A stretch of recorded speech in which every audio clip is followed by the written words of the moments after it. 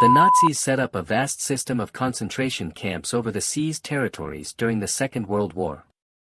Millions of people were sent to their deaths inside these camps, therefore revealing the actual Third Reich sins.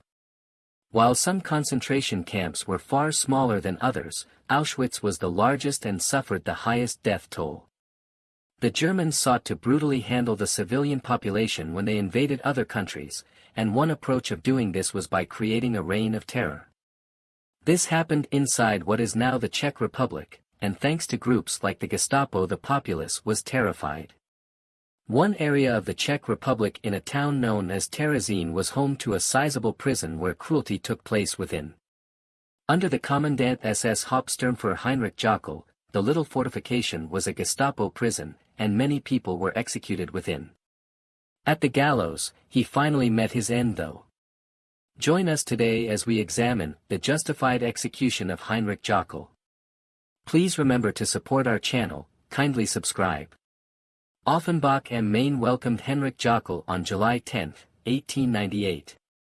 He left school in 1913 and worked as a farm laborer, presumably following a typical childhood and education.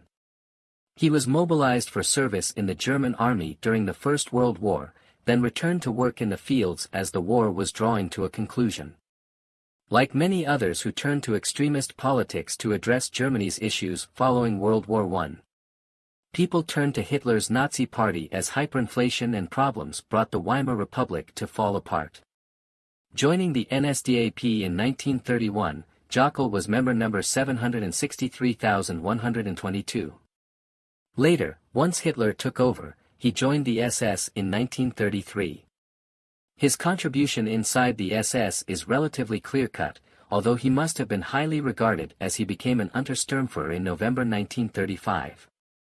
He then once more received promotion to Obersturmführer, and in November 1938 he started a Hauptsturmführer.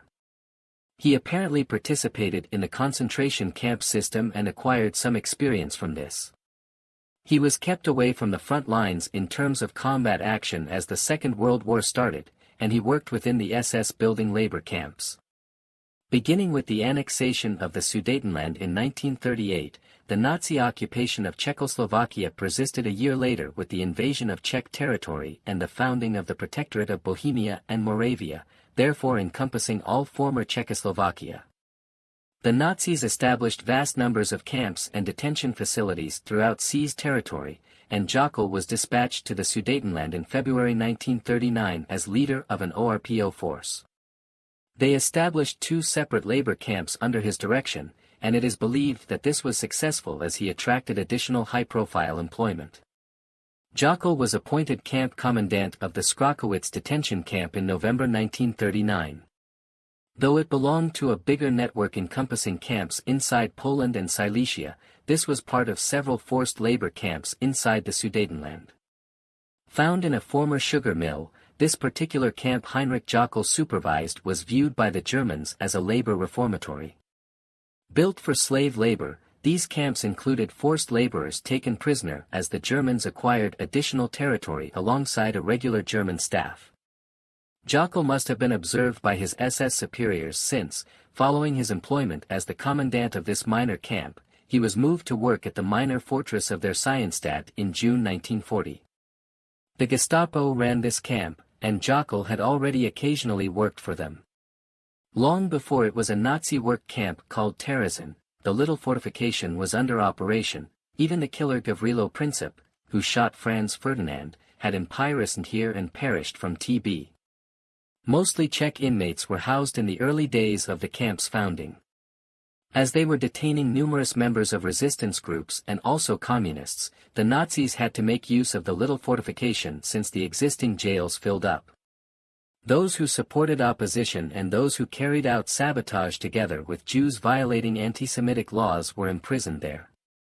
After Reich Protector Reinhard Heydrich, who watched over the protectorate, was killed, the Nazis imprisoned enormous numbers of individuals at the little fortification. It consisted in several sections with courtyards. Men's only courtyard was for roll calls both morning and evening. Inmates were divided by country and up to 90 persons were housed in barrack structures. 3 floors high, they had to sleep on wooden planks, there was only one toilet and sink, water had to be recycled.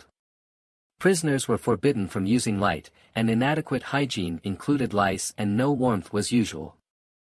The transports arrived at the second courtyard, which was for administration. Admitting detainees sometimes took hours, and here they turned over their possessions. Women were let to retain their civilian clothing while prisoners were issued antiquated Czech army uniforms. The inmate, if Jewish, was obliged to wear a yellow star. All the men had shaved their heads. Although Jews were housed in surrounding ghettos as well, those who fled and participated in the resistance were transported to the little fortification for punishment. Often killed within the walls, though were tormented. The Jewish cells lacked fresh air or bathrooms and were somewhat small. Built in 1943, another courtyard housed detainees compelled to view executions indoors. There were 2 toilets for 600 people in these barracks, which housed up to 600 persons sleeping on the floor or in beds. Disease was rife there. 1945 saw no showers, and typhus struck, killing many thousands. Under Jockel's supervision, the camp included 20 solitary confinement cells as well as a small and underdeveloped infirmary, which was insufficient. Heinrich Jockel, the commandant of the camp, gave this directive: Jewish and Russian detainees were not allowed any medical attention. He routinely refused people the therapy they were due. The gate of death that opened out onto the execution courtyard from a past shooting rung among the most frightening aspects of the institution. At Terezin, executions were frequent but only a few prisoners were hanged, most were shot. Up to 300 were executed there, then their bodies were dumped in an unidentified mass grave. Jockel, in authority of the camp, assigned Jewish inmates the most onerous tasks and refused them medical treatment. Their overworking caused many to die. Jockel was said to have resided in the camp with his own family. Jockel issued one more fatal order in May 1945 with the Red Army coming, sentencing 53 prisoners to death. These were shot, but within a few days he had left their Scienstadt with his family as the Second World War swung against the Nazis and the Germans. His timing came 3 days before the Red Army conquered the little fortified camp.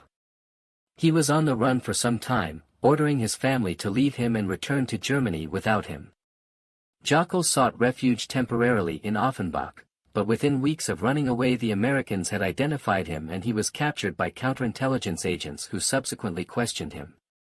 Then Jockel was turned over to the Czechs and extradited on January 26, 1946.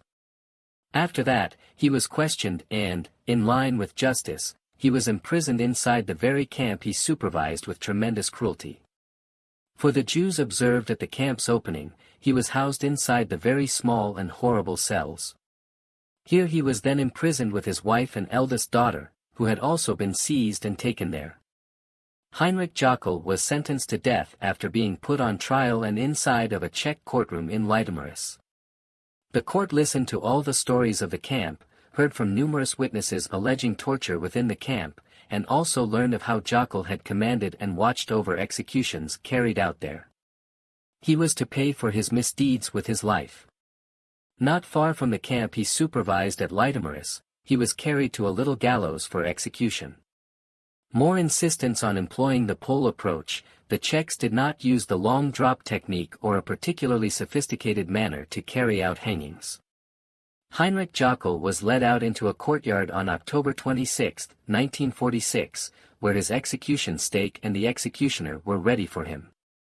Many people, including military personnel and also those who had been imprisoned within the camp, were present to see the events. He was escorted into the courtyard, then guided up several steps and a wooden platform. He was fastened around his waist to a wooden post with a belt while on here, then his legs were joined with a rope. He was hung off the ground after a hook turned up on the post above his head.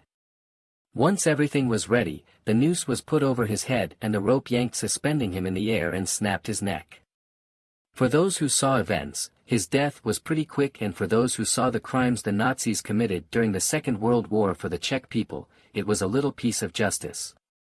Heinrich Jockel had supervised the Terezin fortress camp with extreme cruelty. Though unlike many other concentration camps, the camp lacked a gas chamber, it was renowned for its very severe circumstances and especially for its executions. Like many others, Jockel oversaw a great deal of killings within concentration camps and helped the Nazis carry out their terrible crimes of the Second World War. Once more, I appreciate you viewing. Please consider subscription to help our channel. Once more, thank you for viewing.